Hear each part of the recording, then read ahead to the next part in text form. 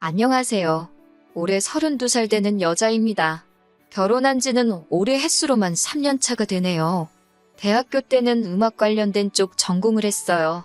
레슨실을 빌려서 제가 편한 시간에 강의하는 식으로 일을 하고 있고요. 전공 살리겠다고 처음에는 아르바이트식 과외한다고 시작한 건데 어떤 면에서 보니 직장을 구하는 것보다 시간도 탄력적이게 활용할 수 있다 보니 어느샌가 이게 제 직업처럼 굳어지게 되어버렸네요. 남편은 제가 가르치던 사람 중에 한 명이었고 어쩌다 보니 이렇게 결혼까지 하게 되었어요. 성격 좋으신 시부모님과 가족과 저 사이에서 제 편을 먼저 들어주는 남편. 어떻게 보면 정말 결혼 생활에 있어 완벽하고 남편도 가끔 농담식으로 저한테 시집 잘 온 거라고 웃으댈 때가 있는데 요즘은 정말 어디 가서 말도 하기 힘들 정도로 스트레스를 받고 있어요. 그리고 결혼은 둘이 한 건데 시집은 저만 잘 온 건가요? 반반 결혼했고 결혼할 때 어디 돈 한 푼 받은 것도 없는데 요즘 스트레스 받을 때마다 남편이 그런 식으로 웃으대던 거 생각하면 괘씸해서 더 화가 나네요. 완벽까진 아니지만 아무 걱정이 없어 보이는 결혼 생활이었지만 결혼 전부터 문제가 하나 있었어요. 정말 더할 나위 없이 다 좋았지만 신우자리가 조금 별로였습니다. 그때는 시부모님도 신우와 저 사이에서 제 편을 들어주셨고 남편은 처음부터 제 편을 들어줬어요.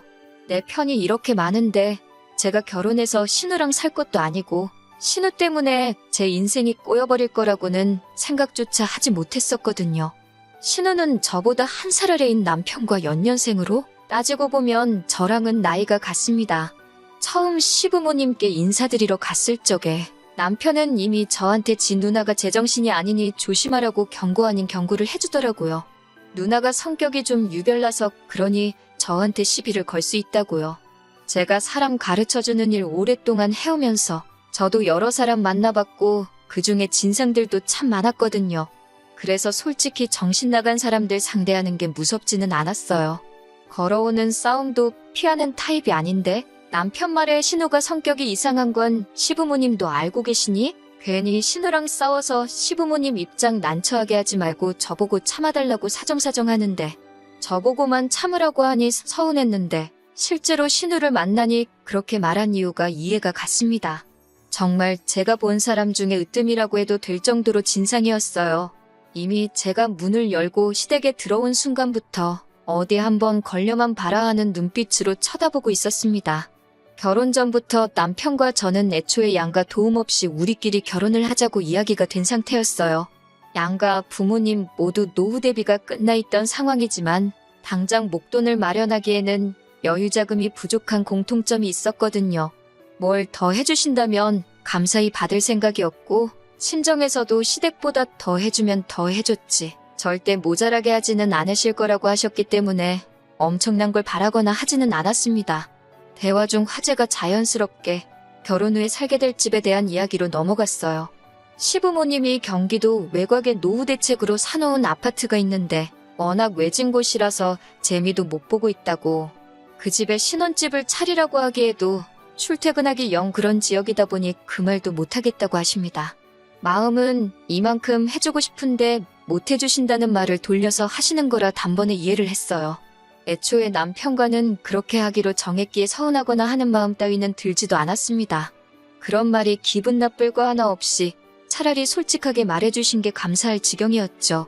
저희도 애초에 양가 도움 없이 하려고 했다는 대답을 드리려던 찰나에 신우가 입을 열었습니다. 가족의 일원이니 발언권이 아예 없다고 하기는 조금 그렇지만 분명 신우가 끼어들 자리가 아닌데 입을 여니 살짝 의아했어요. 그런데 신우 입에서 나오는 말을 들으니 어이가 없는 걸 떠나 어처구니가 없더군요. 남편과 저를 쟤네들이라고 동시에 싸잡아서 낮춰 부르고는 시부모님 앞에서 어디 동네 유치원생도 안 부릴 땡깡을 부리기 시작했어요. 쟤들한테 그 집을 준다고 하면서 그러면 지금 살고 있는 서울집은 자기를 주는 게 맞다고 하는 겁니다. 맨날 아들만 저렇게 챙겨준다고 첫째가 버젓이 시집도 안 가고 있는데 둘째 먼저 결혼시키는 콩가루 집안이 세상에 또 어딨냐고 입에 아주 개거품을 물면서 말이에요. 신우가 시집 안 간 게 아니 못 간 게 그 누구의 탓도 아니고 지 탓인데 그걸 가지고 차별대운에 모내하면서 저러고 있으니 아주 꼴불견이었어요. 집도 시부모님께서 저희를 준다고 하신 것도 아니고 마음이 그렇지만 현실이 어쩔 수 없다고 사과하는 말이나 다름없었는데 그 집을 쟤네만 주고 자기는 아무것도 안 주기만 해보라고 그랬다간 지금 당장 이 자리에서 확 혀를 깨물어 버리겠다고 하는 겁니다. 자기 죽는 꼴 보고 싶지 않으면 알아서 잘하라며요. 신우가 난리법석 떠는 꼴을 보고 있으니 남편이 저한테 미리 경고한 게 무슨 말인지 딱 알겠더라고요. 성질이 더러운 게 아니라 저건 그냥 미친 사람이잖아요. 자리가 자리이니만큼 시부모님도 제 얼굴 보기가 그랬는지 신우한테 그 이야기는 나중에 하라고 핀잔을 주시더라고요. 그런데 신우는 오히려 그 말에 폭발을 해서 꽥꽥 비명을 지르면서 바닥에 대굴대굴 굴러다니기 시작했어요. 제가 사회생활 하면서도 여러 사람 봤지만 진짜 이 정도로 철저하게 사람이 미치면 이렇게 되는구나 싶었던 게 신우가 처음이었습니다. 집이 난장판이 돼가기 시작하니 제가 그 꼴을 보러 여기까지 왔나 싶어서 대화를 빨리 마무리 짓기 위해 입을 열었습니다. 집은 안 주셔도 상관없고 애초에 우리 둘이서 준비하려고 했다고요. 정작 중요한 이야기는 시작도 못했는데 이미 신우 때문에 분위기가 개판이 되는 바람에 첫 인사드리는 자리는 그렇게 끝나버리고 말았어요. 그렇게 저도 상황이 일단락된 줄로만 알았습니다. 그런데 그 다음 날 제 번호는 어떻게 알아낸 건지 처음 보는 번호로 전화가 왔길래 받아보니 신우더라고요. 그러더니 전날 있던 일을 가지고는 아주 자기가 우스워 보이냐고 하면서 성질을 내더라고요. 머리는 폼으로 달고 다니냐고 생각이란 걸 좀 하라고 하더라고요. 제가 누굴 우습게 봤냐고 하니 제가 시부모님이 집을 준다는 말에도 사양을 하면서 자기들은 세상 둘도 없는 효자가 되고 자기는 부모 재산 노리는 불효자로 만들었다는 겁니다. 그건 누가 봐도 제가 그렇게 만든 게 아니고 현실이 그렇지 않느냐고 비아냥댔지요. 말이야, 손이 신우지. 나이도 저랑 같고 남편의 누나만 아니면 그냥 제 또래의 여자잖아요? 예의는 신우가 없는 건데 어깃장을 부리니 저도 인내심에 슬슬 한계가 오더라고요. 언제까지 시부모님 등골 파먹을 생각 하지 말고 독립할 생각을 하라고. 그리고 그 아파트는 시부모님 재산이니 두 분이 알아서 하실 문제고 정 탐이 나거든 나는 관심 없으니까 시집갈 때 한번 물어나 보라고 하고 전화 끊어버렸습니다. 저랑 남편은 그런 거 없어도 평생 먹고 살 자신 있다고 하고요. 한마디 하려고 전화했는데 역으로 한 소리를 들으니 분했는지 전화가 계속 걸려오더라고요. 곧바로 전화번호 차단해버리고 남편한테 연락했죠. 너네 누나한테 전화 안 오게 하라고요. 남편이 자초지종을 듣자마자 한숨을 푹 쉬더군요. 이야기 들어보니 저 돌아가고 난 다음에도 집에서 저보고 아주 아랫사람들 자세가 안 되어 있다고 하면서 모가지가 뻣뻣한 거 보라고 시집만 한번 와보라고 자기가 정신머리를 아주 뜯어고치겠다며 울음장을 놓았답니다. 그리고 이어서 그날 저녁에는 시부모님한테까지 전화가 왔어요. 미안하다고 하시더라고요. 신우가 옛날부터 욕심이 그렇게 많았고 자기가 잘 따라오지 못하고 동생이 잘 아는 걸 가지고 자기 탓을 안 하고 시부모님이 동생만 편애한다는 식으로 받아들였다네요. 신우한테 투자를 더하면 더했지 절대로 덜 한 적 없다고 하시는데 제가 못해놓고 왜 그러는지 모르겠다고 하시면서요. 잘 풀린 동생을 보니 자격지심에 질투를 하는 거라고 저보고 이해를 해달라고 하더라고요. 신우 시집 보내기 위해 자리를 백방으로 알아보고 계시고 신우도 딴 집으로 시집가게 되면 출가회인의 마음을 역지사지로 생각하지 않겠냐고 하면서 저보고 참아달라고 말입니다. 저대로 시집 보내면 일주일도 안 돼서 반품당할 거라는 말이 목끝까지 차올랐지만 그냥 있었네요. 신우가 저러는 걸 제가 참아야 할 이유는 없었지만 직접 전화하셔서 사과까지 하셨는데 그렇게 하겠다 했습니다.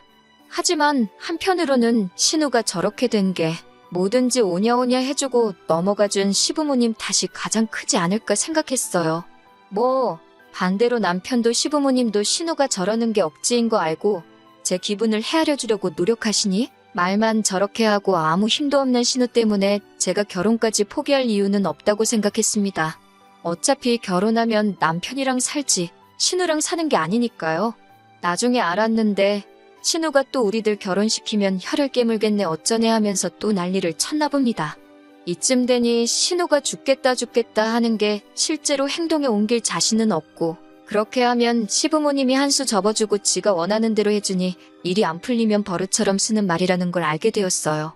신우는 제가 예상한 대로 저희 결혼 생활에 아무런 문제가 되지도 않았습니다.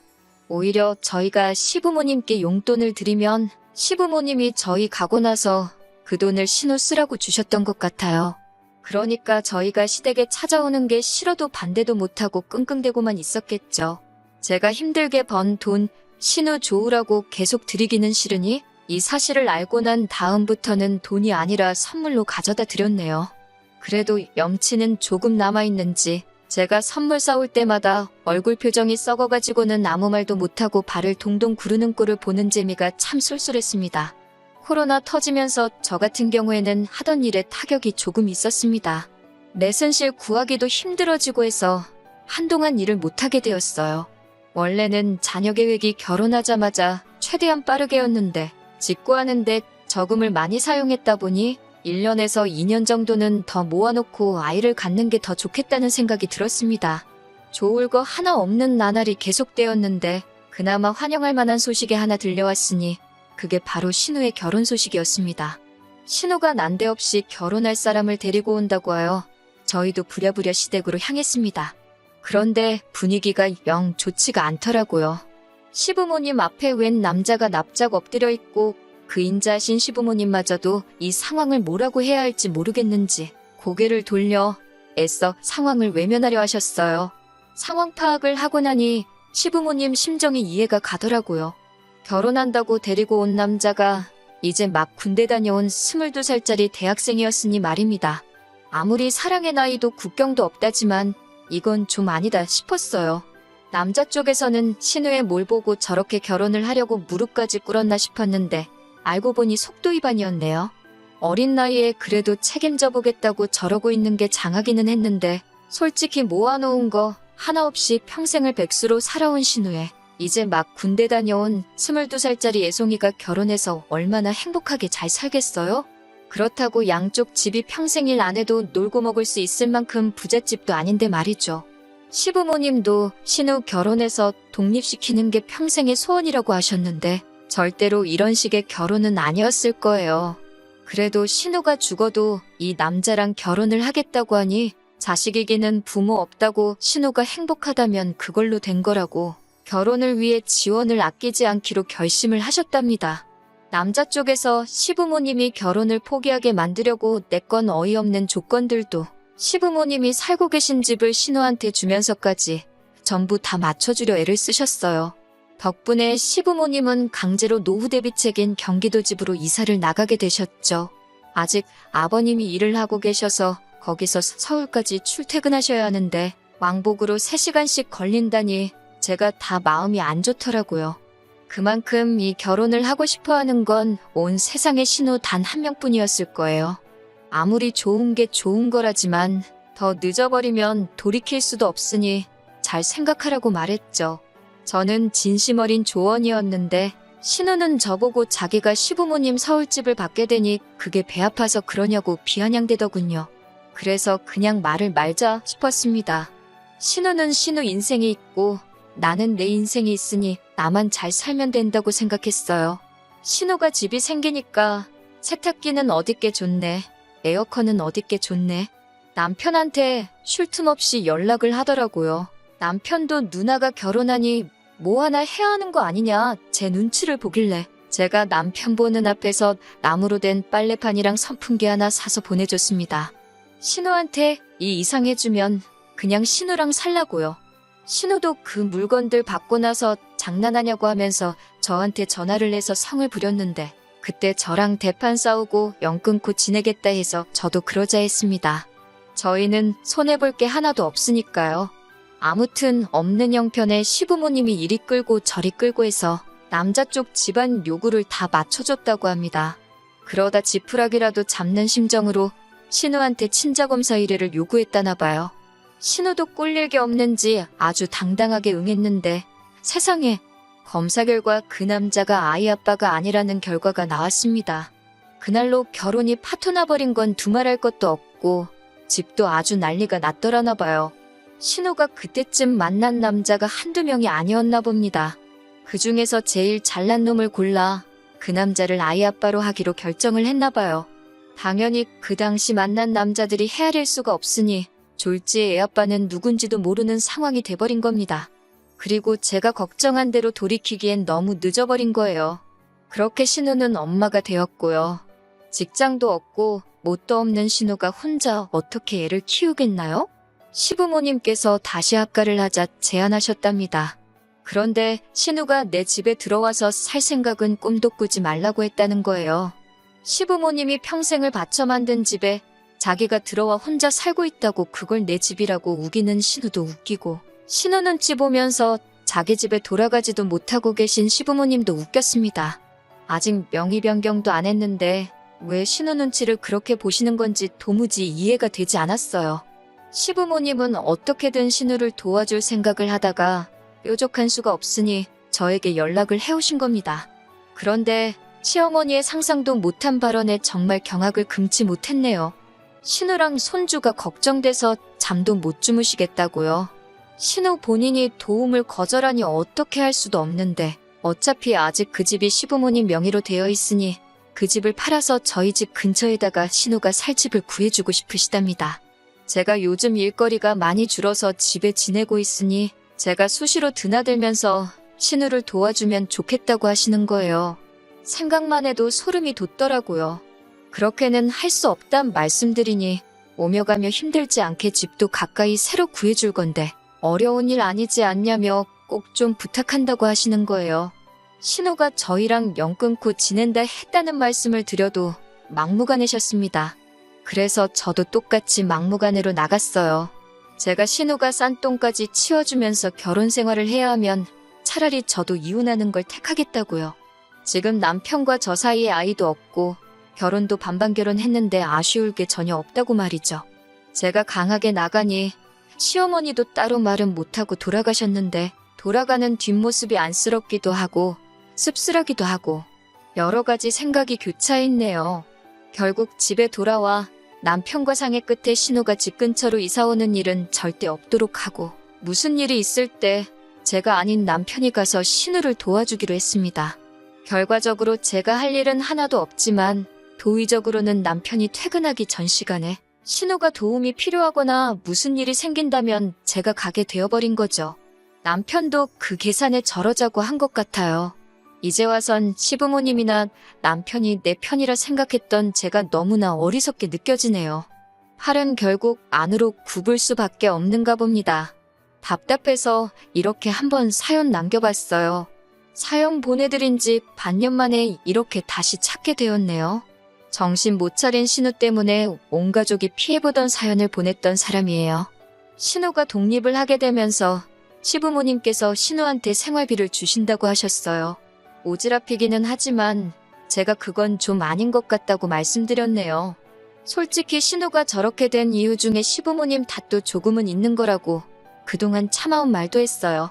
지금은 신우가 자립할 수 있게 도와줄 때지. 시부모님께서 신우한테 더 이상 생활비를 주지 못하게 되었을 때 그때가 언젠가는 오지 않겠냐고 했죠.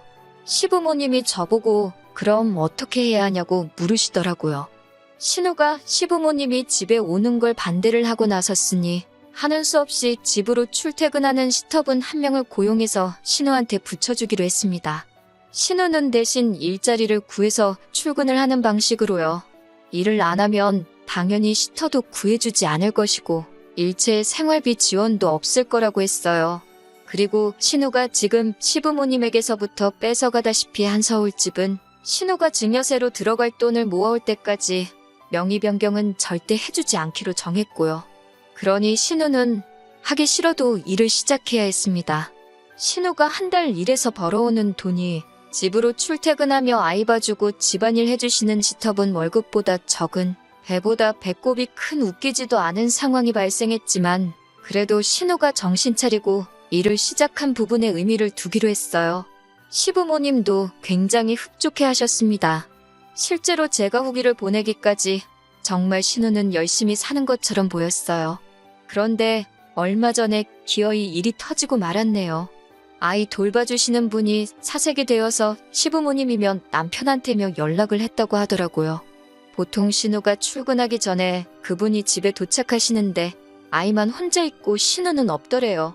시터분이 무슨 일인가 하고 집을 살펴봤는데 거기에 신우가 힘들다, 갑갑하다 뭐 이런 식의 편지를 써놓고 출근도 하지 않고 사라져버린 거죠. 집에서는 아주 난리가 났죠. 저도 그날 일정을 다 취소하고 남편도 회사 휴가 내고 나와서 시부모님하고 다 같이 집 나간 신우 찾는다고 아주 한바탕 했어요. 전화도 안 받는데 아무리 대한민국 땅이 좁다고 한들 마음 먹고 잠적한 사람을 무슨 수로 찾겠어요? 경찰에 실종 신고도 하고 난리가 났습니다. 시부모님은 우리 딸 어떡하냐고 그러면서 아주 집이 초상집 분위기가 되었어요. 그리고 그날 새벽에 서울 외곽에 있는 한 술집에서 전화 한 통을 받게 되었습니다. 신우가 거기서 술 먹고 뻗어 있다는 연락이었습니다. 가게 문 닫아야 되니까 제발 좀 데려가 달라고요. 새벽에 온 가족이 차 끌고 거기로 갔더니 아주 온 가족이 걱정시킨 것과는 다르게 세상 행복한 표정으로 지집 안방인 것 마냥 퍼질러 자고 있더라고요. 사장님 말씀이 진상도 아주 이런 진상이 또 없었다고, 계산도 안 했다고 술값까지 내야 했어요. 혼자 와서 술을 진탕 마시고는 남자 손님들한테 가서 자기 술값 내주면 오늘 하루 놀아주겠다고 아주 난리도 아니었답니다. 그 와중에 합석하게 된 남자들이 저 여자가 계산할 거라고 하고는 술은 또 있는 대로 마시고 주랭랑을 쳤다네요. 뭘 어떻게 마셔야지 동네 술집에서 술값이 50만 원이 나오는지는 모르겠는데 그 주랭랑을 친 테이블값까지 계산을 해줘야 했어요. 술을 얼마나 마신 건지 집에 돌아가는 차 안에서도 세상 모르고 자고 있더라고요. 그리고 그때 신우가 제정신이 아닌 건 알았지만 가망이 있다고 믿은 시부모님께서 드디어 신우에게 가망이 없다는 판단을 하셨던 것 같아요. 다음 날 온 가족이 신우 집에서 아침을 맞이했고 신우도 실컷 자고 나서 술이 다 깨고는 그제서야 일어나더라고요. 그리고 온 가족이 자기를 구경하듯 보고 있으니 신우도 직감적으로 자기가 큰일이 났구나 싶었던 거예요. 곧바로 엉엉거리며 눈물부터 솟더라고요. 혼자서 애 키우는 게 얼마나 힘든지 아냐? 아빠도 없이 자랄 아이가 너무 불쌍하다. 전부 감정에 호소할 만한 것들로 말입니다. 시어머니가 눈 하나 깜빡 안 하고 그래서 어떻게 하고 싶어서 애도 집에다 내팽개쳐두고 술을 마시러 간 거냐고, 애한테 아빠만 들어주려고 그 먼 곳에 있는 술집으로 간 거냐고 화를 내시니 신우가 완전 쫄아서 당황을 하더라고요. 이게 아닌데? 평소였으면 먹혔을 텐데 하는 표정이었죠. 그러고서는 부린다는 억지가 솔직히 아이 혼자 못 키우겠다, 너무 힘들다, 아빠 없이 자랄 아이 생각하면 자기도 마음이 아프다 했던 이야기 계속하면서 마침 저희 부부가 애가 없으니까 저희 보고 아이를 데려다가 키우면 좋겠다고 하는 겁니다. 그리고는 또 이러다가 나 힘들어서 죽겠다, 가끔씩 나쁜 생각이 든다 하면서 평소에 하던 죽겠다는 레파토리를 또 하고 있는 거예요. 사람 못 고쳐 쓴다더니 고작 3개월 하는 거 보고 신우가 정신 차렸네 했던 저희들 꼴만 우스워졌죠. 시어머니가 신우한테 슬그머니 다가가더라고요. 평소에 저렇게 나오면 시어머니가 달래주고 한번 껴안아 주셨나 봅니다. 신우가 팔을 뻗어서 시어머니한테 안기려고 하더라고요. 저도 그 모습을 보고 이번에도 그냥 저렇게 넘어가는가 보다 하고 한숨이 나올 지경이었죠. 근데 짝 하는 소리에 놀라서 보니 시어머니가 신우 뺨싸대기를 한 대 올려붙이시더라고요. 자식 새끼 배 아파 낳은 어미가 할 소리냐고, 그 정도 힘든 걸로 애를 버렸으면 너는 벌써 골백 번도 버려졌을 거라고 하면서 쉬지 않고 신우 뺨이며 등짝이며 아주 시원하게 두들기셨어요. 결국 신우는 물려받기로 한 집까지 다시 빼앗기고 시부모님이 이 집으로 다시 들어와 지내기로 했습니다. 아이는 시부모님이 돌봐주시기로 했고 신우는 그 길로 쫓겨났어요. 사람 돼서 살 준비가 되기 전까지 돌아올 생각 말라고, 아이는 당신들이 너가 하는 것보다 훌륭하게 키우고 있을 테니 통장에 2천만 원 채워서 혼자 살아갈 수 있다는 모습 보여주기 전까지는 이 집에 얼씬도 하지 말라고 말하고요. 신우는 시부모님 발목 붙잡고 제발 살려달라고 펑펑 울다가 시부모님이 단호하게 안 된다고 하시니 그때부터는 저한테 존댓말까지 하면서 저 좀 그 집에서 살게 해달라고, 제발 좀 살려달라고 울더라고요. 제가 어머님 뜻을 어떻게 거역하겠어요. 형님, 하고 거절했지요. 결국 신우는 자기 짐 챙겨서 쫓겨나게 되었어요.